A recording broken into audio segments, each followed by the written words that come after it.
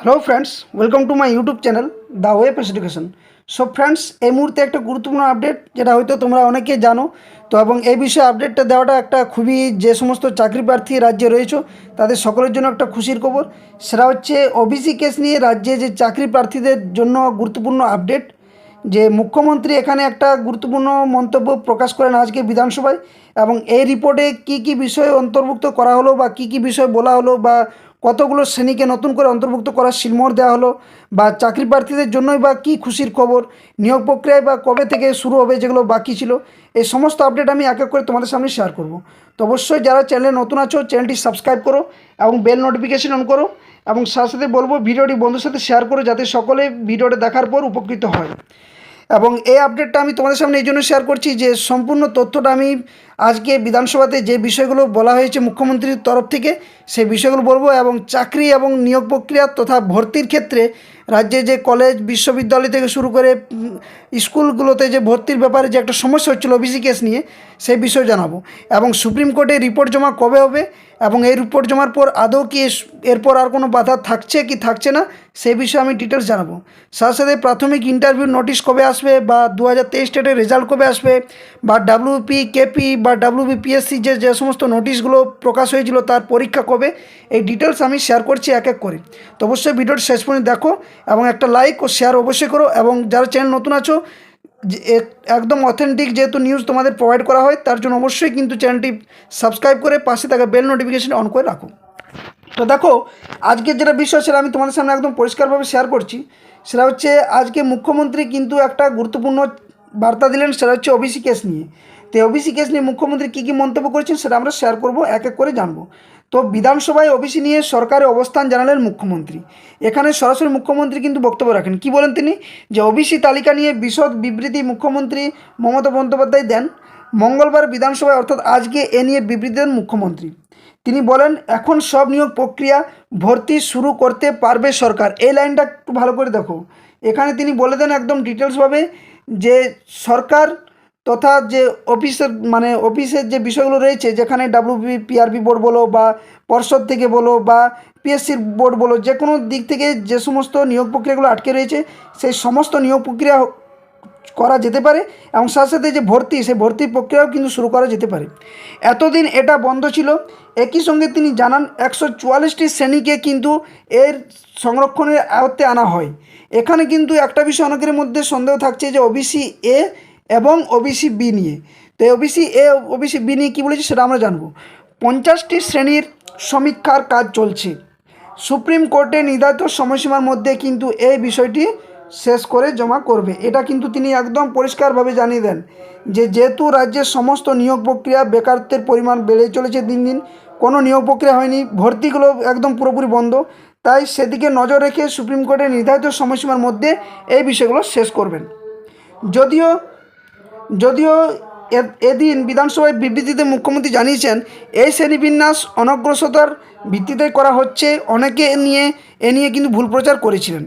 মুখ্যমন্ত্রীর বিবৃতি ধর্মের ভিত্তিতে এই শ্রেণীবিন্যাস বলে অনেকে ভুল প্রচার করেছেন, সোশ্যাল মিডিয়ায় ফেক নিউজও ছড়ানো হচ্ছে। তো এই মন্তব্যগুলো তিনি করেন। তারপর কি বলেছেন দেখো। প্রসঙ্গত তিনি বলেন আবার যে এই ওবিসি তালিকার জন্য একাধিক চাকরি পরীক্ষা আটকে রয়েছে। লাইনটা ভালো করে একটু নোটেট করবে। যে সমস্ত চাকরি পরীক্ষা তিনি এটা স্বীকার করছেন যে আটকে রয়েছে ভর্তি প্রক্রিয়া। সম্প্রতি রাজ্য মন্ত্রিসভার বৈঠকে নতুন ওবিসি তালিকার অনুমোদন দেওয়া হয়েছে, অর্থাৎ নতুন করেও আবার ওবিসির নতুন তালিকা দেওয়া হয়েছে।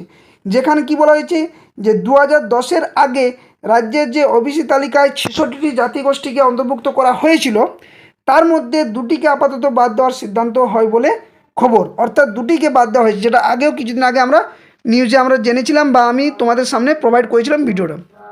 তবে নতুন যে তালিকায়, সেই তালিকায় 64টি গোষ্ঠী, অর্থাৎ 66-র মধ্যে যেহেতু দুটো বাদ যায়, তো এই 64টি গোষ্ঠীর বাইরে নতুন করে আরও এই 76টা গোষ্ঠীকে কিন্তু সংযোজিত করা হয়। অর্থাৎ রাজ্যের নতুন যে ওবিসি তালিকা তৈরি হচ্ছে সেখানে অন্তর্ভুক্ত যে গোষ্ঠীর সংখ্যা সেটা দাঁড়াচ্ছে 144। এবার অনেকের প্রশ্ন জাগবে যে দাদা কারা এর মধ্যে যুক্ত হচ্ছে। তো এর সম্পূর্ণ বিষয়টা কিন্তু যে সুপ্রিম কোর্টের যে রয়েছে আর কি মামলাটা, সেখানে কিন্তু এই পেশ হবে বিষয়টা, এবং সেখান থেকে ডিটেলস পাওয়া যাবে যে কতগুলো শ্রেণীকে এর অন্তর্ভুক্ত করা হচ্ছে। অনেক ইউটিউব চ্যানেল, ফেসবুক, হোয়াটসঅ্যাপে দেখা যাচ্ছে যে পুরনো যে 2010 বা তার আগের যে মানে গোষ্ঠীগুলো ছিল বা ক্যাটাগরিগুলো ছিল, জাতিগুলো, সেগুলোকেই কিন্তু দেখাচ্ছে, কিন্তু ওটা ভুল। এখনও পর্যন্ত সংশোধিতভাবে নতুন প্রকাশ লিস্ট হয়নি এই ওবিসি নিয়ে। যদিও এই ওবিসি তালিকা নিয়ে আদালতে ইতিমধ্যে মামলা চলছে। 2010-এর পরে যে ওবিসি তালিকা তৈরি হয়েছিল, সেখানে আগে যে 66টির সঙ্গে আরও কিন্তু 113টি গোষ্ঠীকে অন্তর্ভুক্ত করা হয়েছিল। যেভাবে এই ওবিসি তালিকা তৈরি হয়েছিল তা বিধি মেনে হয়নি, এই যুক্তিতে তা গত বছর খারিজ করে দেয় কলকাতা হাইকোর্ট। এটা আমরা সকলে জানি। তা চ্যালেঞ্জ করে সুপ্রিম কোর্টে যায় রাজ্য। নতুন করে সমীক্ষা চালিয়ে তালিকা তৈরি করতে রাজ্য সরকার 3 মাস সময় চেয়েছিল, যেটা মার্চ, এপ্রিল, মে এই 3 মাস সময় চাওয়া হয়েছিল, এবং জুন মাসের মধ্যে কিন্তু এটা পেশ করার কথা। তবে এই সুপ্রিম কোর্টে মামলাটি বিচারাধীন থাকাকালীন নতুন তালিকার সিলমোহর দেয় রাজ্য মন্ত্রিসভা, এবং এটাতে একটা সিলমোহর দেওয়া হয়। ওবিসি শংসাপত্র নিয়ে অপপ্রচারের অভিযোগ। মুখ্যমন্ত্রী বলেন যে ওবিসি শংসাপত্র নিয়ে কোনো ধর্মের কোনো সম্পর্ক নেই, আর্থিক অনগ্রসরেরও কোনো সম্পর্ক নেই। অর্থাৎ এখান থেকে পরিষ্কারভাবে জানা যাচ্ছে যে রাজ্যের যে ওবিসি কেস মামলা সেটা কিন্তু মিটতে চলেছে, এবং এর সম্পূর্ণ ডিটেলসটা আমি তোমাদের সামনে শেয়ার করলাম। তো এখানে অনেকের প্রশ্ন জাগবে যে তাহলে কি নিয়োগ প্রক্রিয়াগুলো শুরু হবে? আমি 100% দিয়ে বলতে পারি যে এরপর কিন্তু নিয়োগ প্রক্রিয়াগুলো শুরু হবে, এটা 100% শিওর। কিন্তু কি ভ্যাকেন্সি, কত কি নোটিফিকেশান আসবে, কবে আসবে, সেটা জানা ভুল, বা হয়তো আমি এই মুহূর্তে বলতে পারছি না। যদি কিছু আপডেট আসে অবশ্যই শেয়ার করবো সেগুলো।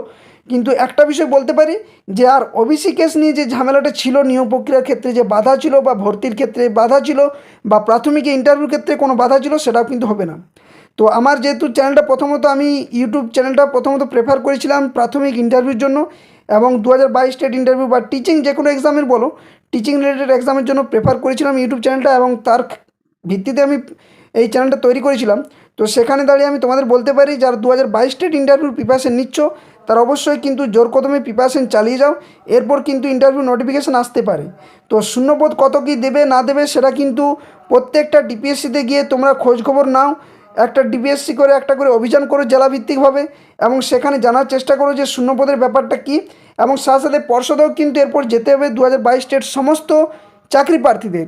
যে ওবিসি কেস মামলা তো এবার মিটতে চলেছে, তাহলে রাজ্যে যে প্রাথমিকের নিয়োগ সেটা কি শুরু হবে এবার নাকি হবে না?